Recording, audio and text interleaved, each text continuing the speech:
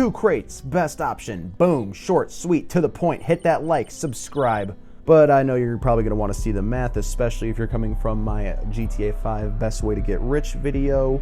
If you haven't seen that video, you know, 2 crates. Now stop watching this, go watch that video. If you were watching that video, then you're going to want to know the math on how I figured out 2 crates was the best option and most profitable option out of the 3 options for sourcing crates. So starting with sourcing 1 crate at a time, I did this for 2 hours and got a total of 21 crates. I was a little irritated by the fact that 13 of the 21 missions involved vans and trucks instead of the separated cargo, because when I have a mission with a van, I obviously wish I had more cargo in the back, like 2 or 3 crates. But when you're doing the 1 crate missions, you kind of wish you can get the individual crates, as you can kind of just pick those up on your person, get back in a quick vehicle like the Buzzard, and go straight back to the warehouse.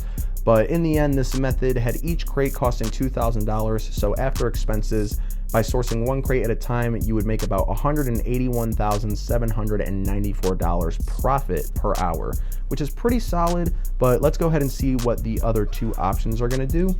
I was actually so sure that the best option was going to be 1 crate or 3 crates at a time that I just skipped to 3 instead of going next to 2. So I did 3 crates at a time for my 2-hour test run. And this was a much riskier option, as each crate now costs $6,000 instead of $2,000. And if the mission has crates that are separated, as in not in a truck or a van, there's a lot greater of a risk of some troll passing by your unmanned crates and destroying them while you travel back and forth from the crates to the warehouse. I think the goal was to make this seem like the best option, because by sourcing 3 at a time, you would fill your warehouse faster, which is why you would bother paying more per crate. But this is only going to be the case if the source mission has all 3 crates already in 1 truck or van and not separated. In my 2 hours of sales, I was able to do 11 of these sale missions, totaling 33 crates, which was about an average of 16.5 crates per hour. Luckily, 6 of the 11 missions I had were with trucks and vans, which definitely sped things along. So in the end, after the expenses, sourcing 3 at a time, you would make about $219,675 per hour profit, which is a lot better than when you source 1 at a time. So in this case, a greater risk does provide a greater reward. But that isn't going to be the case when talking about sourcing 2 crates at a time. As I did the mission sourcing 3 crates at a time, I started thinking maybe 2 crates at a time would be the best of both worlds, but it actually ended up being so much more than that. In the 2 hours I ran missions, I completed 19 sales, which totaled 38 crates or 19 crates per hour.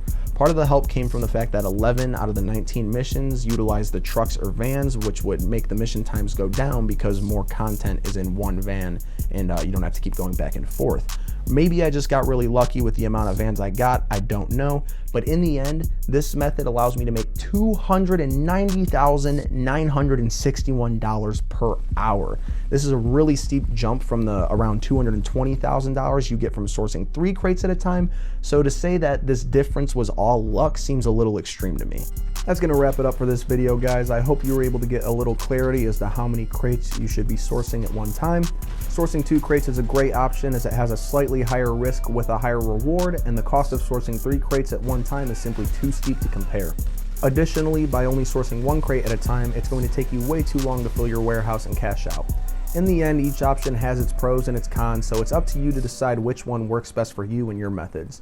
If you're able to get some help from this video, please be sure to hit that like and subscribe button to show your support. Also, feel free to leave a comment with any questions you may have, or if you have any video recommendations that you would like to see. I'm always looking to make more content. Thanks for watching.